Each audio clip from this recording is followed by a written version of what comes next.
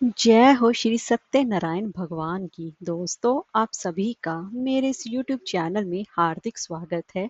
पूर्णिमा तिथि भगवान विष्णु जी को समर्पित है और इस दिन भगवान विष्णु जी के स्वरूप सत्यनारायण भगवान जी के निमित्त व्रत और कथा की जाती है। तो दोस्तों, आज की इस वीडियो में आप भगवान सत्यनारायण जी की व्रत कथा का रसपान करेंगे। तो चलिए वीडियो शुरू करते हैं। अगर आपको हमारी वीडियो अच्छी लगी हो तो लाइक, शेयर और सब्सक्राइब करना ना भूलें और कमेंट बॉक्स में जय हो सत्यनारायण भगवान की अवश्य लिखिए। तो चलिए वीडियो शुरू करते हैं। एक समय की बात है, 9 मिश्राएं तीर्थ में शौनिक आदि 88,000 ऋषियों ने श्री सूत जी से पूछा कि हे प्रभु, इस कल युग में वेद विद्या रहित मनुष्यों को प्रभु भक्ति किस प्रकार मिल सकती है तथा उनका उद्धार कैसे होगा। हे मुनि श्रेष्ठ, कोई ऐसा तप बताइए जिससे कि थोड़े समय में ही पुण्य मिले और मनोवांछित फल भी मिल जाए। इस प्रकार की कथा सुनने की हम इच्छा रखते हैं। सर्वशास्त्रों की ज्ञाता सूत जी बोले कि हे वैष्णव में पूज्यो, आप सभी ने प्राणियों के हित की बात पूछी है, इसलिए मैं एक ऐसे श्रेष्ठ व्रत को आप लोगों को बताऊंगा जिसे नारद जी ने लक्ष्मी नारायण जी से पूछा था और लक्ष्मीपति ने मुनि श्रेष्ठ नारद जी से कहा था। आप इसे ध्यान पूर्वक सुनिएगा। एक समय की बात है, योगी राज नारद जी दूसरों के हित की इच्छा लिए अनेकों लोकों में घूमते हुए मृत्यु लोक में आ पहुंचे। यहाँ उन्होंने अनेक योनियों में जन्मे प्राय सभी मनुष्यों को अपने कर्मों के द्वारा अनेकों दुखों से पीड़ित देखा। उनका दुख देख नारद जी सोचने लगे कि कैसे यत्न किया जाए जिसके करने से ही निश्चित रूप से मानवों के दुखों का अंत हो जाए। इसी विचार पर मनन करते हुए विष्णु लोक में गए। वहां वे देवों के ईश भगवान नारायण की स्तुति करने लगे, जिनके हाथों में शंख, चक्र, गदा और पद्म थे और गले में वरमाला पहने हुए थे। स्तुति करते हुए नारद जी बोले कि हे भगवान, आप अत्यंत शक्ति से संपन्न हैं। मन तथा वाणी भी आपको नहीं पा सकती है। आपका आदि, मध्य तथा अंत भी नहीं है। निर्गुण स्वरूप सृष्टि के कारण भक्तों के दुखों को दूर करने वाले आपको मेरा नमस्कार है। नारद जी की स्तुति सुन विष्णु भगवान बोले कि हे मुनि श्रेष्ठ, आपके मन में क्या बात है? आप किस काम के लिए पधारे, उसे आप निसंकोच कहिए। इस पर नारद मुनि जी बोले कि मृत्यु लोक में अनेक योनियों में जन्मे मनुष्य अपने कर्मों के द्वारा अनेकों दुखों से दुखी हो रहे हैं। हे नाथ, अगर आप मुझ पर दया रखते हैं तो बताइए कि वह मनुष्य थोड़े ही प्रयास से ही अपने दुखों से कैसे छुटकारा पा सकते हैं।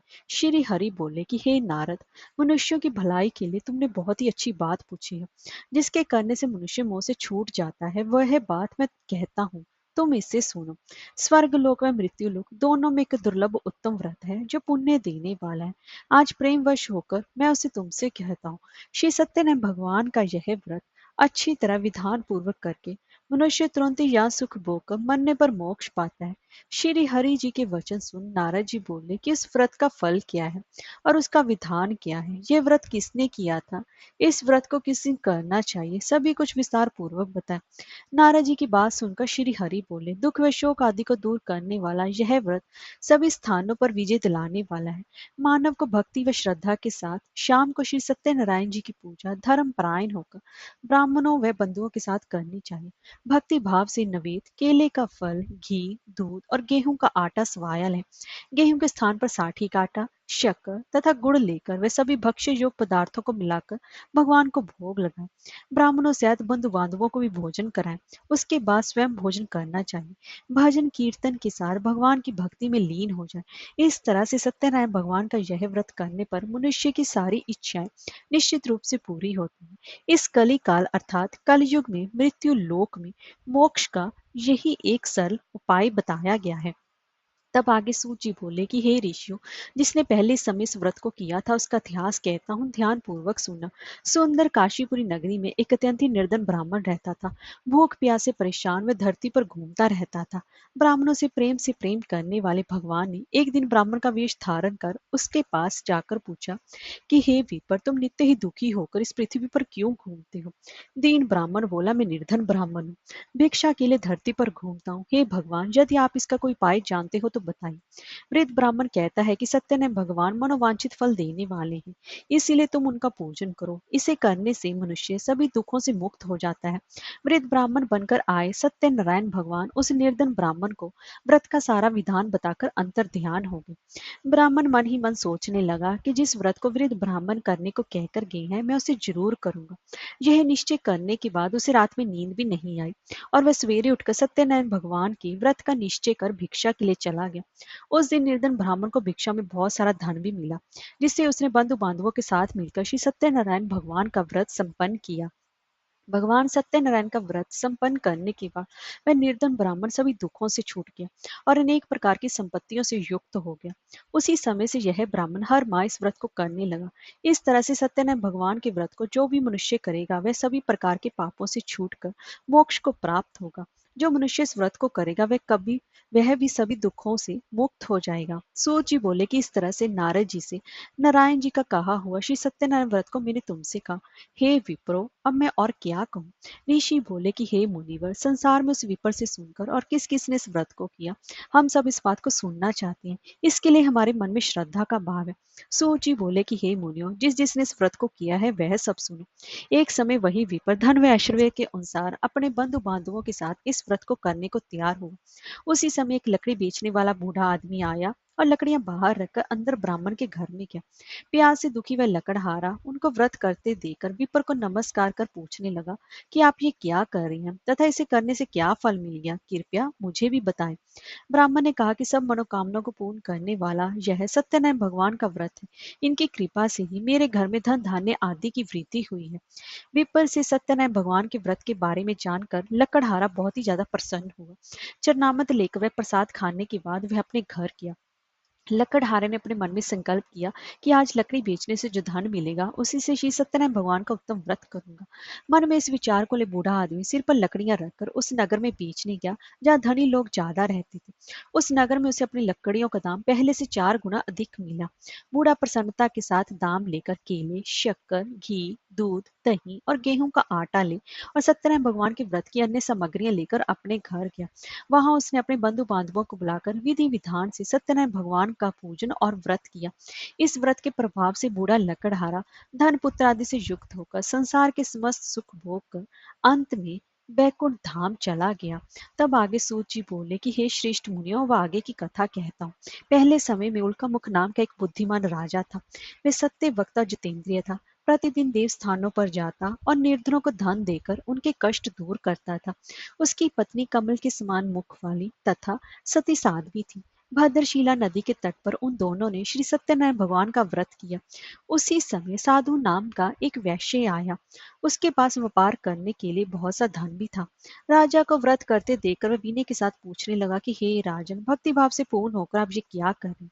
मैं सुनने की इच्छा रखता हूँ, तो आप मुझे भी बताइए। राजा बोला कि हे साधु, अपने बंधु बांधवों के साथ पुत्र आदि की प्राप्ति के लिए एक महाशक्तिमान श्री सत्यनारायण भगवान का व्रत व पूजन कर रहा हूँ। राजा के वचन सुन साधु आदर से बोला कि हे राजन, मुझे इस व्रत का सारा विधान कहिए। आपके कथन अनुसार मैं भी इस व्रत को करूंगा। मेरी भी कोई संतान नहीं है और इस व्रत को करने से निश्चित रूप से मुझे संतान की प्राप्ति होगी। राजा से इस व्रत का सारा विधान सुन व्यापार से निर्वित हो वह अपने घर गया। साधु वैश्य ने अपनी पत्नी को संतान देने वाले इस व्रत का वर्णन कह सुनाया और कहा कि जब मेरी संतान होगी तब मैं इस व्रत को करूंगा। साधु ने इस तरह के वचन अपनी पत्नी लीलावती से कहे। एक दिन लीलावती पति के साथ आनंदित हो संसार के धर्म में प्रवृत्त होकर सत्यनारायण भगवान की कृपा से गर्भवती हो गई। 10वें महीने में उसके गर्भ से एक सुंदर कन्या ने जन्म लिया। दिनों दिन वो इस तरह से बढ़ने लगी जैसे शुक्ल पक्ष का चंद्रमा बढ़ता है। माता पिता ने अपनी कन्या का नाम कलावती रखा। एक दिन लीलावती ने मीठे शब्दों में अपने पति को याद दिलाया कि आपने सत्यनारायण भगवान के जिस व्रत को करने का संकल्प किया था उसे करने का समय आ गया है। आप इस व्रत को करिए। साधु बोला कि हे प्रिय, इस व्रत को मैं उसके विवाह पर करूंगा। इस प्रकार अपनी पत्नी को आश्वासन देकर वह नगर को चला गया। कलावती पिता के घर में रहकर दिनों दिन बड़ी होने लगी। साधु ने एक बार नगर में अपनी कन्या को सखियों के साथ देखा तो तुरंत ही दूत को बुलाया और कहा कि मेरी कन्या की योग्य वर देख कर लाओ। साधु की बात सुनकर दूत कंचन नगर में पहुंचा और वहां देखभाल कर लड़की के लिए सुयोग्य वाणिक पुत्र को ले आया। सुयोग्य लड़के को देख साधु ने बंधु बांधवों को बुलाकर अपनी पुत्री का विवाह कर दिया। लेकिन दुर्भाग्य की बात यह भी कि साधु ने अभी भी श्री सत्यनारायण भगवान का व्रत नहीं किया। इस पर श्री भगवान क्रोधित हो गए, श्राप दिया कि साधु को अत्यधिक दुख मिले। अपने कार्य में कुशल साधु बनिया जमाई को लेकर समुद्र के पास स्थित होकर रतनसारपुर नगर में गया। वहां जाकर जाकर दामाद ससुर दोनों मिलकर चंद्रकेतु राजा के नगर में व्यापार करने लगे। एक दिन भगवान सत्यनारायण की माया से एक चोर राजा का धन चुराकर भाग रहा था। उसने राजा के सिपाहियों को अपना पीछा करते देख चुराया हुआ धन वहीं पर रख दिया जहां साधु अपने जमाई के साथ ठहरा हुआ था। राजा के सिपाहियों ने साधु वैश्य के पास राजा का धन पड़ा देखा तो वे ससुर जमाई दोनों को बांधकर प्रसन्नता से राजा के पास ले गए और कहा कि उन दोनों चोरों को हम पकड़ लाए हैं, आप आगे की कार्यवाही की आज्ञा दें। राजा की आज्ञा से उन दोनों को कठिन कारावास में डाल दिया गया और उनका सारा धन भी उनसे छीन लिया गया। श्री सत्यनारायण भगवान की श्राप से साधु की पत्नी भी बहुत दुखी हुई। घर में जो धन रखा था उसे चोर चुरा कर ले गए। शारीरिक तथा मानसिक पीड़ा व भूख प्यास से अति दुखी हो अन्न की चिंता में कलावती एक ब्राह्मण के घर पर गई। वहां उसे श्री सत्यनारायण भगवान का व्रत होते देखा, फिर कथा भी सुनी और वह प्रसाद ग्रहण कर रात को घर वापिस आए। माता ने कलावती से पूछा कि हे पुत्री, अब तक तुम कहाँ थी और तेरे मन में क्या है। कलावती ने अपनी माता से कहा कि हे माता, मैंने एक ब्राह्मण के घर में श्री सत्यनारायण भगवान का व्रत होते देखा है। कन्या के वचन सुन लीलावती भगवान के पूजन की तैयारी करने लगी। लीलावती ने परिवार व बंधुओं से सत्यनारायण भगवान का पूजन किया और उनसे वर मांगा कि मेरे पति तथा जमाई शीघ्र ही घर आ जाए। साथ ही ये भी प्रार्थना की हम सबका प्रास क्षमा करें। श्री सत्यनारायण भगवान इस व्रत से संतुष्ट हो गए और राजा चंद्रकेतु को सपने में दर्शन देकर कहा कि हे राजन, तुम इन दोनों वैश्यों को छोड़ दो और तुमने उनका जो धन लिया उसे वापिस कर दो। अगर तुमने ऐसा नहीं किया तो मैं तुम्हारा धन, राज्य व संतान सभी को नष्ट कर दूंगा। राजा को यह सब कहकर भगवान अंतर ध्यान हो गए।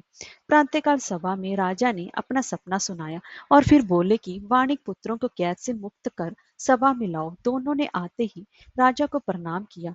राजा मीठी वाणी में बोला कि हे महानुभव, भाग्यवश ऐसा कठिन दुख तुम्हें प्राप्त हुआ है, लेकिन अब कोई तुम्हें भय नहीं। ऐसा कह राजा ने उन दोनों को नए वस्त्र भूषण भी पहनाए और जितना धन उनका लिया था उससे दुगना धन वापस कर दिया। दोनों वैश्य अपने घर को चल दिए। अब आगे सूत जी बोले, वैश्य ने मंगलाचार कर अपनी यात्रा आरंभ की और अपने नगर की ओर चल दिए।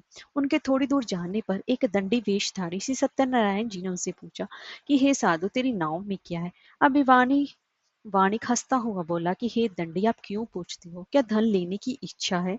मेरी नाव में तो बेल और पत्ते भरे हुए हैं। वैश्य के कठोर वचन सुन भगवान बोले कि तुम्हारा वचन सत्य हो।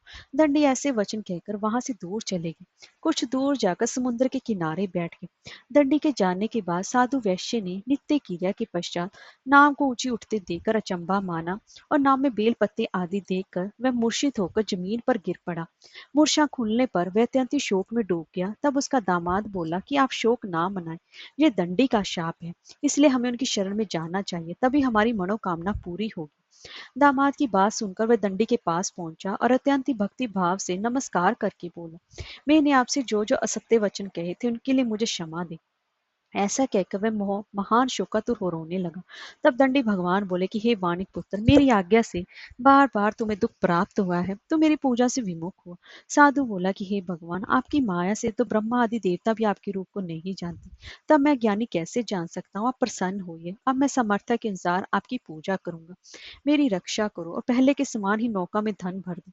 साधु वैश्य के भक्ति पूर्व वचन सुनकर भगवान प्रसन्न हो गए और उसकी इच्छा अनुसार वरदान देकर अंतर ध्यान हो गए। ससुर जमाई जब नाव पर आए तो नाव धन से भरी हुई थी।